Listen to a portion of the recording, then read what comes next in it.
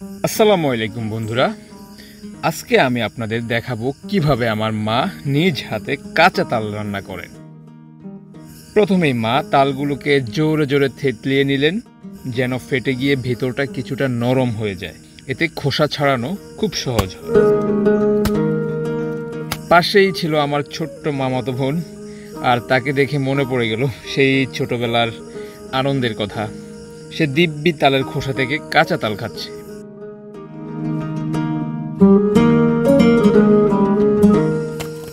মা আলতো করে ফাটা তালগুলো ধুয়ে নিলেন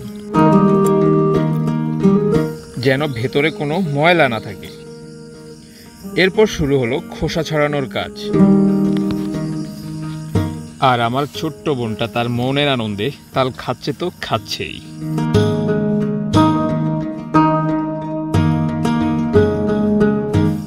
সবগুলো খোসা ছাড়ানো হলে মা সেগুলো পরিষ্কার পাত্রে রাখলেন, পরের ধাপের জন্য রেডি করলেন।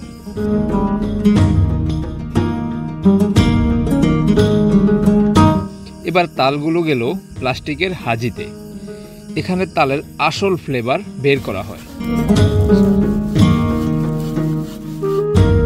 যেটা অনেকটা জেলির মতো। এই জিনিস দিয়েই তৈরি হয় সুস্বাদু তালের পিঠা।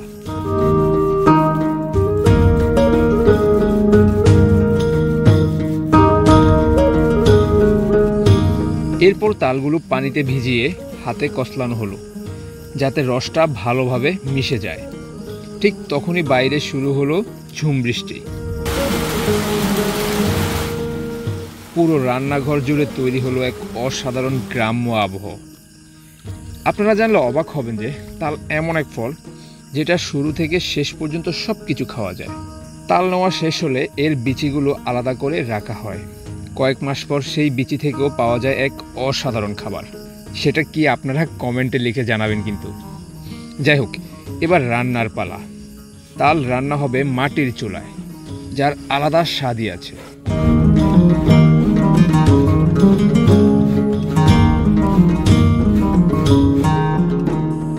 প্রথমে তালটাকে জাল দেওয়া হয়, মানে গরম করে নেড়ে চেড়ে রাখা হয় যাতে পাতিলে বসে না যায়।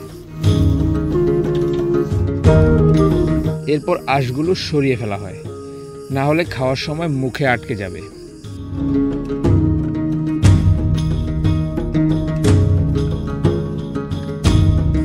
এরপর দেওয়া হলো নারকেল কুচি, চিনি আর লবণ, তাও পরিমাণ মতো।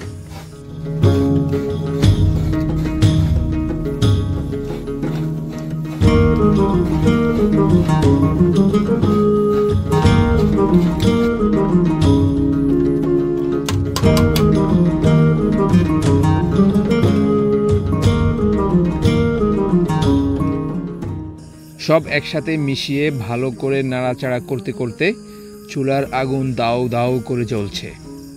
আর কিছুক্ষণের মধ্যেই তৈরি হয়ে গেল গ্রামের বৃষ্টিকালের এক অদ্ভুত স্বাদের খাবার, তালের মিঠুরি।